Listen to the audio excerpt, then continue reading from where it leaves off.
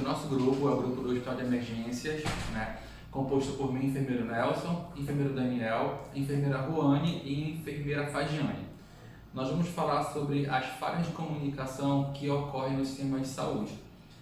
A princípio, como uma abordagem geral, a gente vai discutir alguns tópicos que acontecem no nosso hospital. Como, por exemplo, nós temos uma gestão que, além de inconstante, né, por questões políticas e outras questões que vivem mudando, é uma gestão que tem tomada de decisão onde muitas das vezes não são comunicadas as partes interessadas.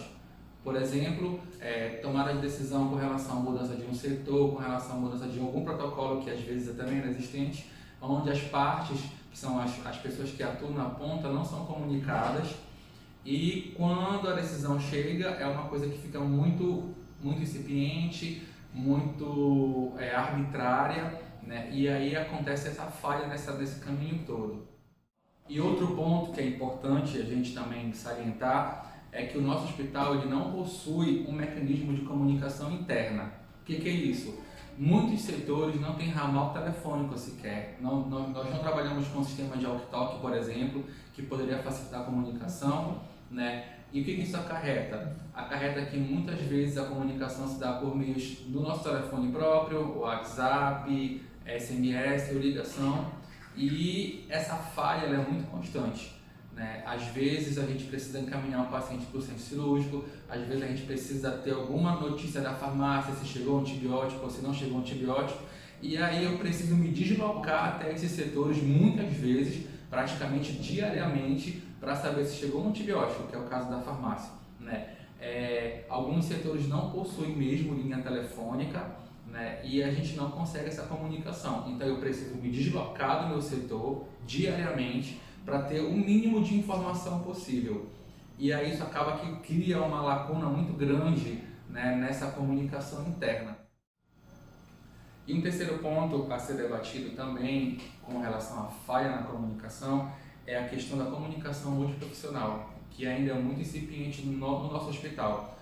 A equipe não se comunica, né? A tomada de decisão ela é muito individual, e aí quem acaba sofrendo no final as consequências é o nosso paciente, né? O nosso usuário que procura nosso serviço em busca de auxílio, em busca de uma melhor condição de saúde.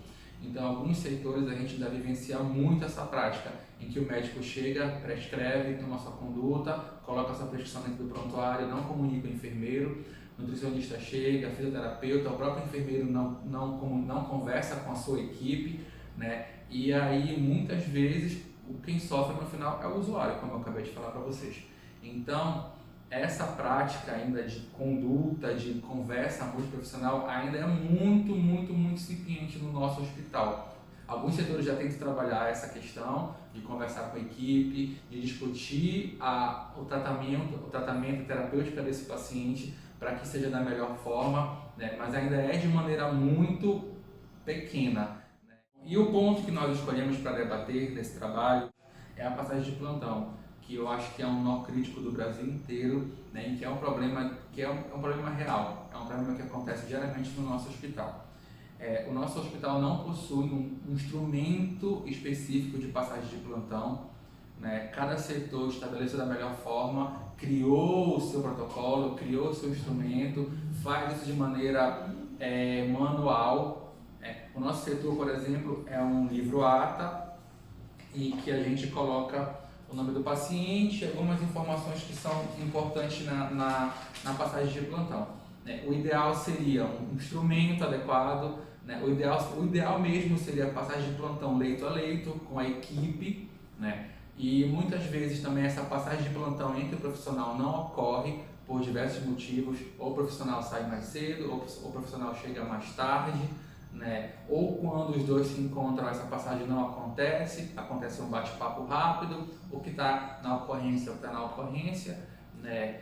Nós temos a superlotação, que influencia diretamente na questão da passagem de plantão, porque nós temos setores aqui superlotados, com 60 pacientes, então é impossível passar um plantão leito a leito com um enfermeiro apenas no plantão, né, de 60 pacientes, passar beira-leito, né? Nem os mais graves a gente consegue fazer isso. né? E aí alguns setores também utilizam o livro ATA e todos os dias precisam passar a limpo informações inerentes a 60 pacientes, informações inerentes a 110 pacientes. Então, nessa passagem de plantão manual, no livro ATA, por exemplo, muitas informações são esquecidas ou muitas informações são colocadas desnecessariamente, né? Já aconteceram casos de pacientes que estavam aguardando para fazer exame e a informação não constava no livro de ocorrência, não foi passada entre a equipe e o paciente perdeu o exame, né? Já teve situação em que o paciente precisava fazer uma cirurgia, não foi passado na passagem de plantão, não tinha nada na ocorrência e o paciente alimentou-se e por consequência não operou, né? Diversos problemas já aconteceram por conta dessa passagem de plantão que não é de maneira adequada, que não é de maneira normativa, que não tem um fluxo, né? Que não tem um protocolo ou um instrumento específico para a passagem de plantão.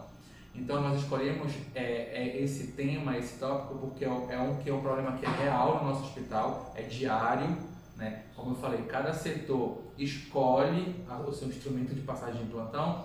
Nós não temos um sistema informatizado em que a gente poderia passar esse plantão mais organizado, não existe, né? É de maneira manual, como eu mostrei para vocês. Todos os dias a gente precisa atualizar esse livro e na questão da atualização pode ser que a gente esqueça alguma informação ou que a gente coloque alguma informação desnecessária, né? No nosso setor, por exemplo, que é o setor de queimado, nós temos apenas 6 leitos e os outros setores que têm 50, 60, que também atualizam as informações nesse livro todos os dias, né? Falhas acontecem diariamente.